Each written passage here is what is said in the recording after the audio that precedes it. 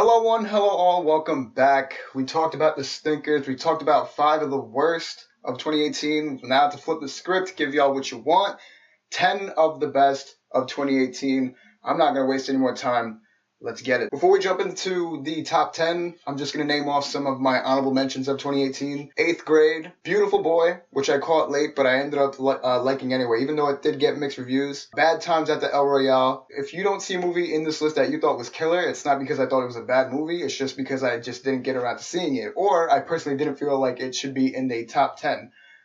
That being said, let's just get right into it. Number 10, Annihilation. This movie I went to see with a bunch of my friends, and we all sat at the theater at the end of it, just sitting back watching the credits for at least a good 5 minutes because we have no idea what the hell we just watched, but all I know is that I loved it. Directed by Alex Garland, the same guy who did Ex Machina, a movie that I loved the year that it came out. I think it was like my second, because I think it came out the same year as Mad Max. I could be wrong, but anyway, specifically speaking, like the bear in this movie, the fact that the bear's roars were the screams of the people, that sort of mind-bending stuff was littered throughout this whole movie. Just amazing creative world building in this movie, and I personally love that. Black Panther is number 9. I did do a review on this channel early in the year when it came out, and I think the fact that it did come out so early, it probably pegged down my list, because I did think it was amazing when I saw it. Great cast, great performances. Ryan Coogler directed the hell out of this movie. Another staple in the MCU for sure. Also, I want to shout out to the score, because the score to that movie is really, really good. Number 8, Love, Simon, a movie that I feel like is not getting enough love from critics and audiences on their end of the year list, but I'm going to go ahead and throw it on number 8. First of all, I just want to say, great feel-good movie, great coming-of-age movie, great performances. But lastly, if you can sit through this whole movie without like shedding a tear during the emotional and like heart-tugging moments, then props to you, man. Number 7, Hereditary. I think that a lot of horror movies should take a page out of Hereditary's book and go for being a good movie first, and then have your horror elements follow through and do it so seamlessly. Look, I think that when they were making this movie, they were trying to make a good movie first. There are some stunning shots in terms of cinematography. There are some shocking shots in terms of what happens in the movie, really raw scenes, and I think that's what creeps people out the most, and that's where they get their horror out of it. And I don't think that it's like the scariest movie I've seen in all of my life, and I think that horror is subjective, but I think that it is one of the creepiest movies I've definitely seen in 2018. Number 6, Spider-Man Into the Spider-Verse. They're talking about this movie being one of the greatest Spider-Man movies of all time, and look, I'm not going to argue that. I will say that Spider-Man 2 is definitely my favorite of all time, and that's just never going to change, even after seeing this movie. And I think that having that conversation that this is one of the greatest of all time is just, it's shocking, considering the fact that even when I heard about this movie, I thought it was just going to be a train wreck because Sony was doing it. But man, this movie, man, like completely floored me. Great animation, great heart in this movie. I don't know how they were able to pull off the Spider-Verse story, man. Like just thinking about the concept would confuse everybody. And the fact that they were able to do it and do it really, really well. Shout out to the score as well and the soundtrack. I thought that though they used both of those elements really, really well in this movie. Number 5, A Quiet Place.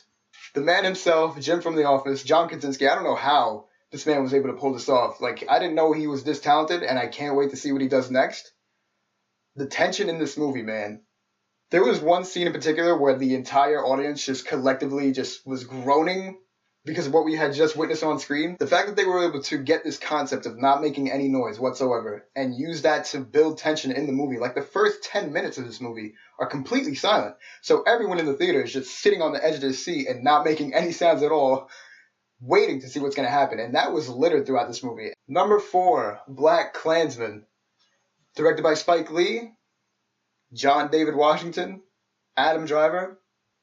These were all stellar performances, even from the director, man. Like, the fact that he was able to tell this story, this really real story, while having some great comedic elements in there, and then just have it hit hard when it comes to the very end of this movie. I think that the last 5 minutes and then the end tag of the movie, like right after the movie, if you've seen the movie, you know what I'm talking about. I think that those two scenes like really hit me the hardest out of anything that I've seen in 2018. Number 3, we're in the top 3 now. Number 3 is Upgrade, one of my favorite action movies of the years, of a small movie that I don't think enough people saw. This movie, by the way, is the better version of Venom. Like, if you've seen both movies, you know exactly what I'm talking about. The fact that this movie was able to take its influences And you can see it. You can see while you're watching this movie. It took its influences and then just became its own thing. Because at some point, you're like, okay, this movie it looks like this movie.